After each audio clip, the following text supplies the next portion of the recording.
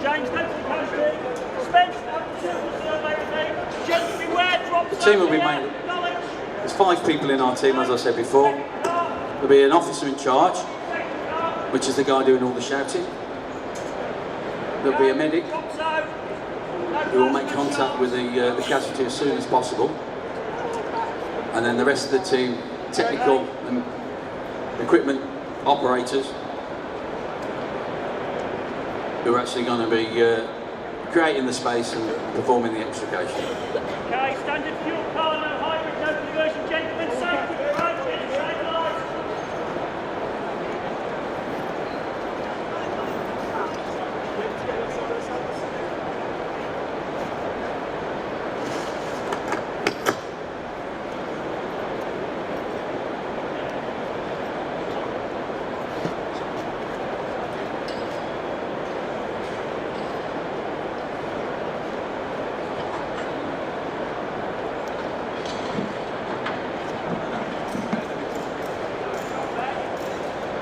James, you got the keys there?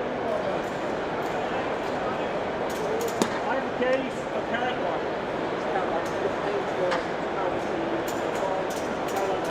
You can see the teams at the moment, they're working. This is the sort of safety part of this, where they're going to make the car as safe as possible, as stable as possible. So then when they start working on it, it's not going to be moving and causing any greater harm to the casualty. We try and keep the casualties as stable as possible. Minimise any unnecessary moving. And this phase of the operation is all around that. We've got an airbag restraint on the steering wheel now, just in case the airbag hasn't actuated. What you don't want it to do now is actuate while we're working on the vehicle. So we put a cover over the steering wheel to stop that happening.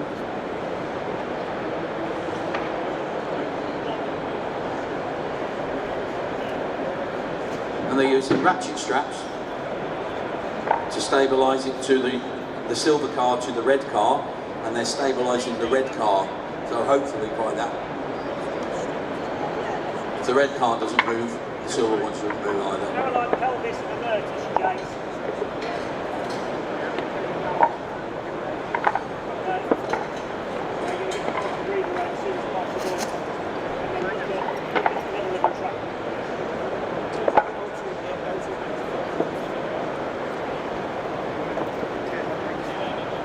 Gentlemen, keep up the good work, let me know as soon as it's stabilised. Yeah.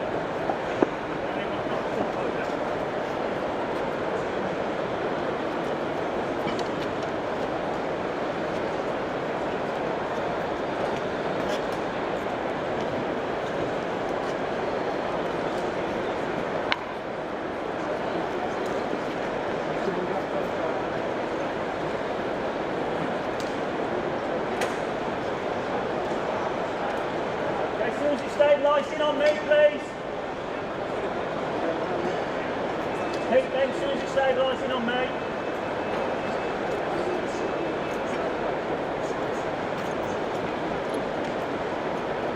James, if you pull back, put it like that back.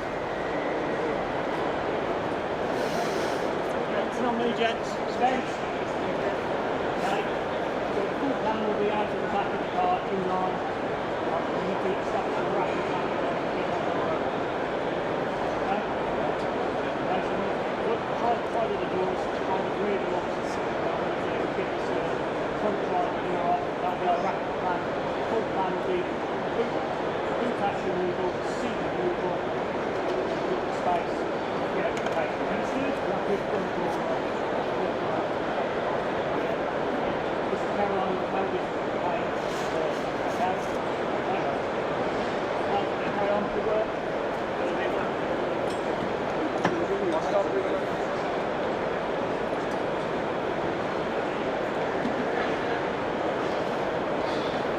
I was asked to keep quiet at that point in the last exercise, because at that point the incident commander is getting his team together and they're discussing the plan and making sure that it's communicated, they all understand what they're doing and it's all clear. And the assessors also need to know what they're saying, and they couldn't hear it over me talking, so that's why I was quiet and that's why they had that little huddle.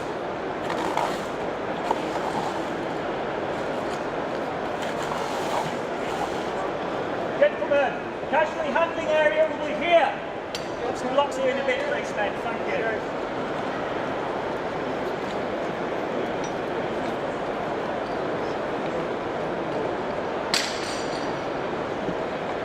You can see the team setting up the whole Matro hydraulic cutting equipment. On the floor in front of us, we've got some spreaders and some cutters.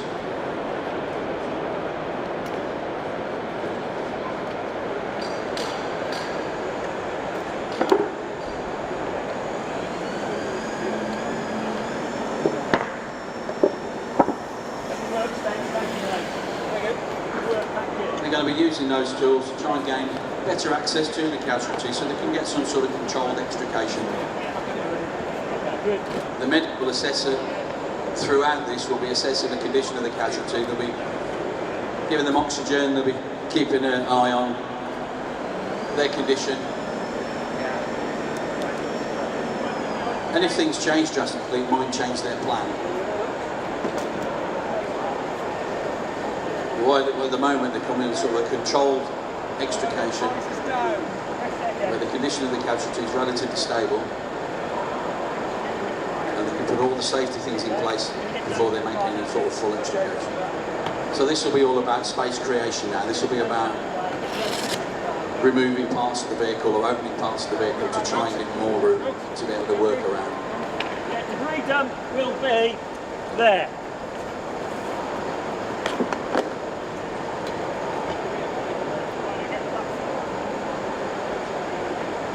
Okay, getting James in the car now, James.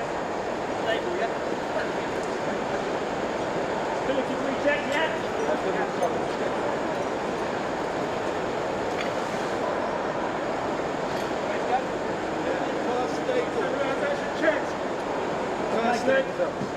In you get, James.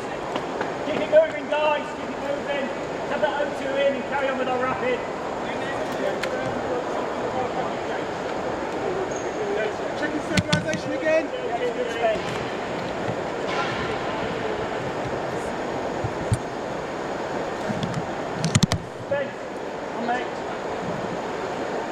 Well, these guys are working here, so I want you to remove the boot latch.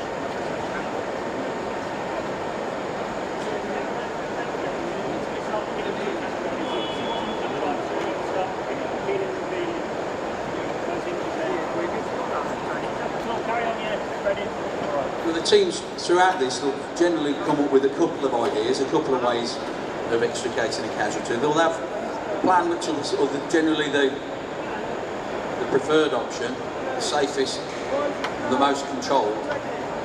But obviously if the condition of the casualty changes drastically, the priorities change and it becomes more important that the casualty is out quicker. So they might then start adopting a second one, and it's important that they don't have to think of that at the time, so they'll be thinking of that in advance. So what if the more controlled one isn't working quick enough? What are the alternatives? So they'll always be thinking of that second option.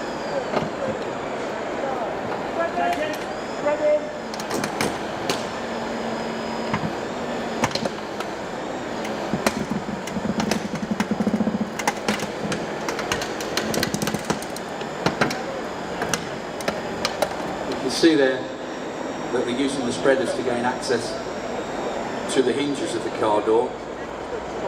So we can take it from that the car door wouldn't open on the lock side.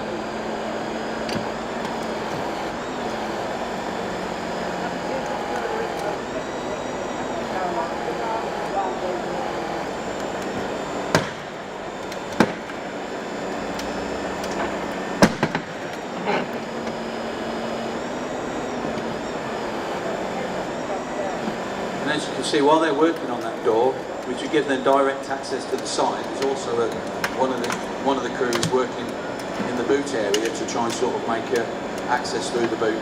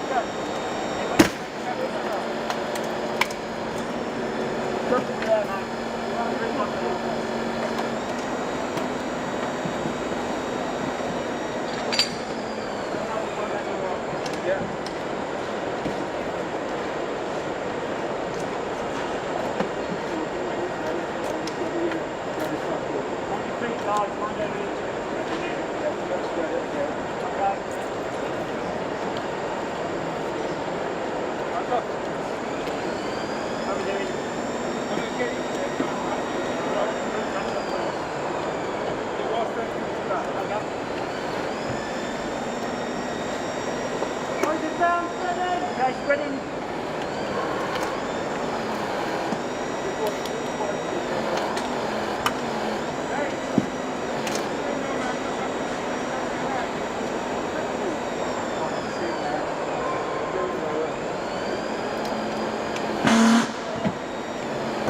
Throughout all of this, the crews are keeping in contact, communication with not only each other but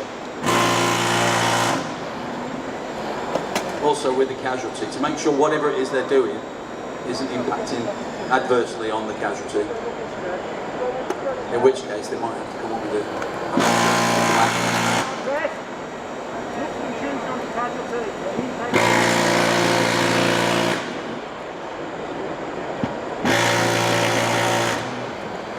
And also, as you can hear, it's quite noisy at times, which again can be quite disconcerting if you're trapped in that car and all this noise and heavy work is going on around you.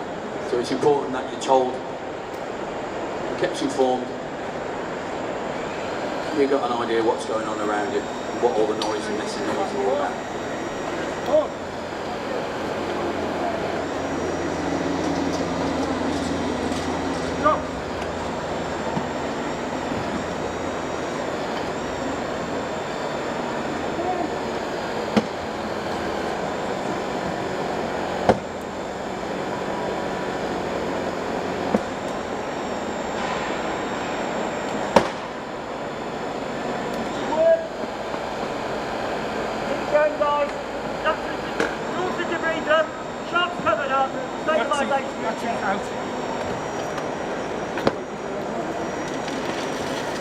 You can see they try and keep the working area as tidy as possible. Any broken glass and what have you, they're trying to cover it up as much as they can. And any tools that they're not using will be moved out of the area. Just keeps everything nice and safe and much easier to work with. Stabilisation checked.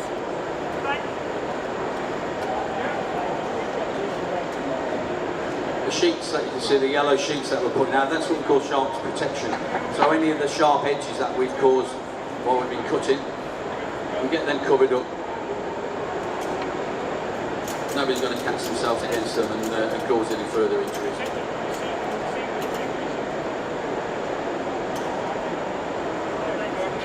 Okay, in on me please as soon as you're done.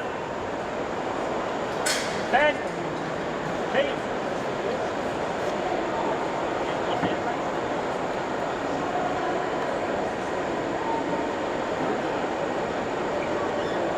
Okay, Ben, in on me.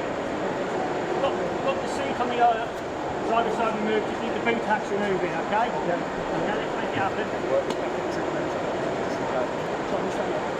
So we're going to remove the boot hatch now. We'll work with these guys to achieve that. Have you had a look at whether it's on the right part of The teams, as I said before, they've got 20 minutes to work and to try and get as far down the route towards extrication as they can. It might be possible to completely extricate the casualty in that time, but it might not be. But it's not a race to see if they can get the casualty out. It's just to see what they can do, what safe systems are working they can put in place in that 20 minutes. It's not always possible to get casualties out in that time frame.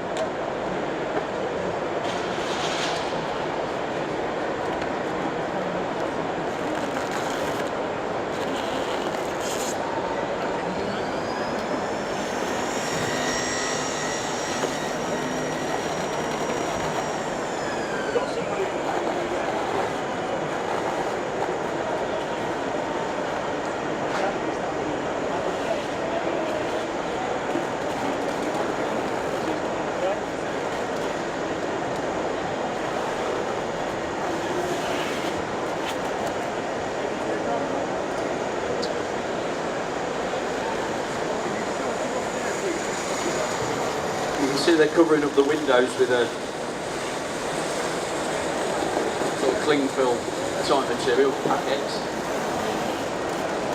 And that's just to stop any accidental breakage of that glass. It just prevents any sort of glass going, spreading around the scene uncontrolled. Keep work up, keep it going. Right, 3 hands, everyone need a hand or anything? Stabilisation recheck.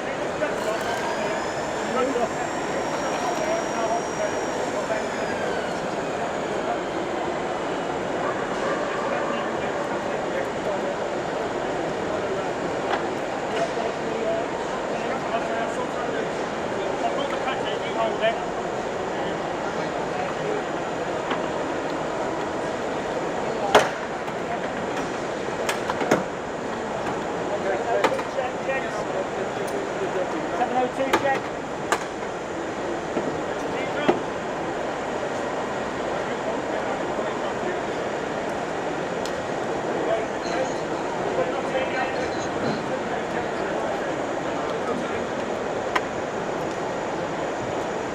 Second tier, drop down here.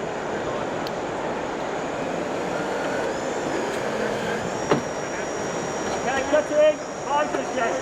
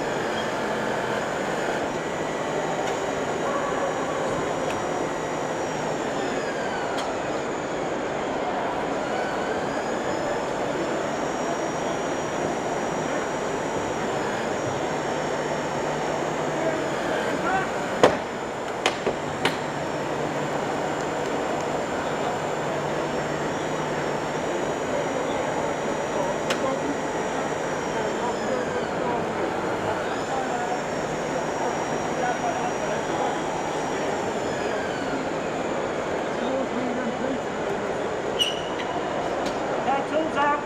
Shots covered. The correct side of the door. Stabilisation recheck for me, please. Get this out of the way. Okay. Stabilisation recheck. I'm going to get the presenters on board. You can see now the rechecking the stabilisation on the vehicle. Every time you take something off and make it a bit lighter, they're just taking the tailgate off and they take a door off. The vehicle's obviously lighter, but it sits not quite so low on its suspension. So when they put them blocks under it when it's fully intact, as you remove stuff, it will lift up off the blocks and you'll lose the stability. So every time they take something off, they will check the stability to make sure that it's still safe. Right, the longboard's coming in. Okay, keep going.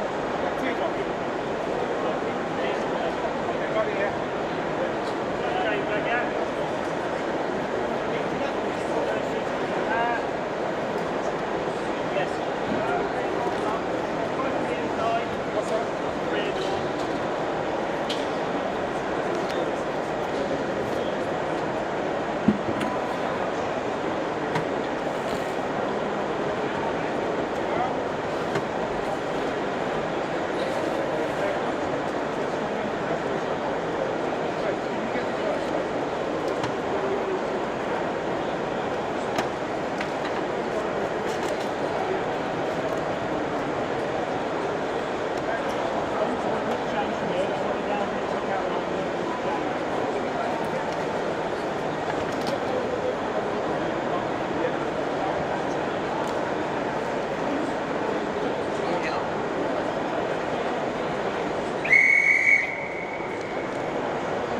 Okay, that's the 20 minutes up, so well done guys, that's Highgate Blue Watch. Well done team.